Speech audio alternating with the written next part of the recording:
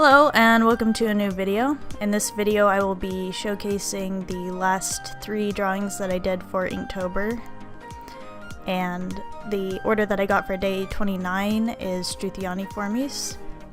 An important thing to note about this order is that it has since been split up into separate orders, and I decided to do a kiwi because that was what was available to me, but it actually belongs to the order Iridescence, so that's interesting to note.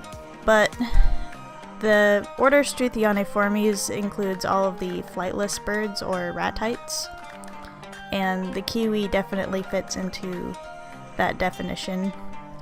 This is a little spotted kiwi that was a taxidermied specimen in Cordley Hall.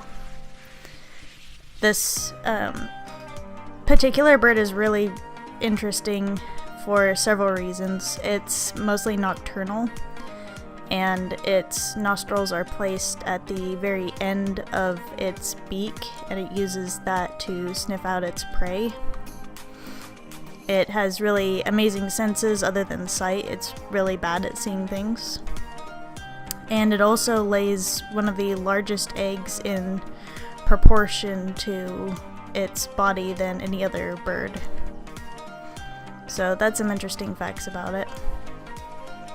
You also notice that it has like little projections coming off of its face, and those are supposedly to help it sense things, kind of like a cat's whiskers.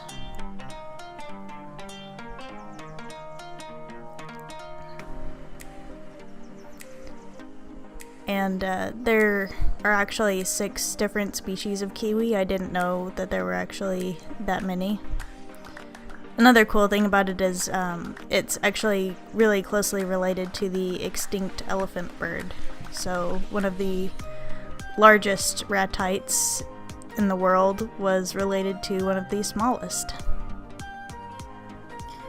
For day 30, I got the order Syconiiformes, which is the order that includes storks. And I mentioned in a previous video that a lot of the birds that were included in this order have since been moved to the Pelecaniformes order. So herons, ibises, and other birds such as the hammercop have since been moved to the Pelecaniformes, which left me with only a lot of old world storks. So I had to use a lot of internet references to get this particular one. And the bird that I chose is the marabou stork. This bird is a scavenger, and it's best known for following vultures around to places where there is a lot of carrion, like a lion's kill or something like that. And they are frequently competitors with vultures as well as other scavengers like jackals. One of the kind of cool things about them is they have this really huge gular sac that comes off of their neck, and they can produce noise with that sac. And a lot of other birds from different orders also have gular sacs, including the greater sage grouse. So they use that sac to create different noises in order to impress females in their courtship displays. And this particular bird is, even though it's a scavenger, it will attack and kill live prey.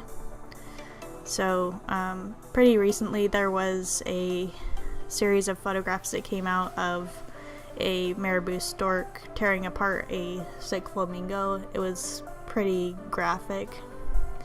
They will also go after the young of other animals, including like other birds and mammals. So for the back of this one, I did a series of pentagons.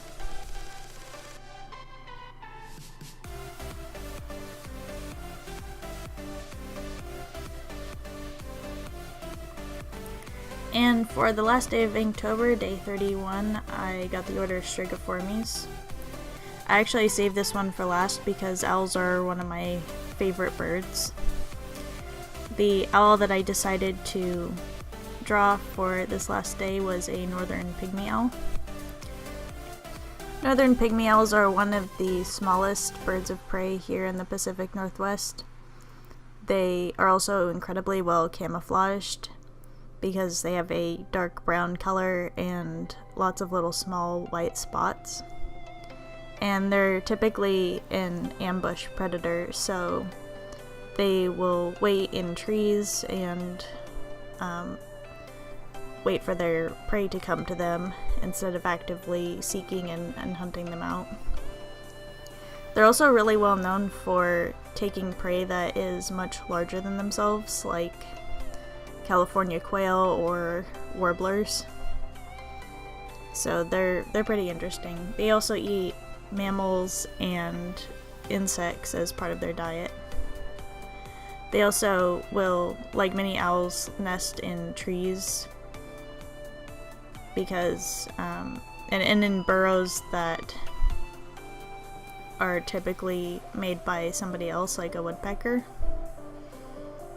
And that's mostly because owls are actually really bad at making their own nests, so their only options is to either make a really crappy nest and hope that the baby owls don't fall out, or use somebody else's nest or a burrow that has been naturally excavated by a different bird and possibly abandoned or just by natural causes. I never actually talked about the masking fluid that I was using in the past couple of videos. I used it again for this one for the spots. This is the best masking fluid I've actually used. Some of the other ones I've had a lot of problems with in the past. So this is kind of nearing the end of the video, so I really hope that you enjoyed this, and the next video will be basically an overview of all of the drawings that I did for Inktober, and I also plan to talk a little bit about my experience with 30-day challenges and some of the stuff that I did to make my 30-day challenge go as smoothly as possible. So if you like this video, please give us a like or a comment and maybe even subscribe, and I hope to see you in the next video.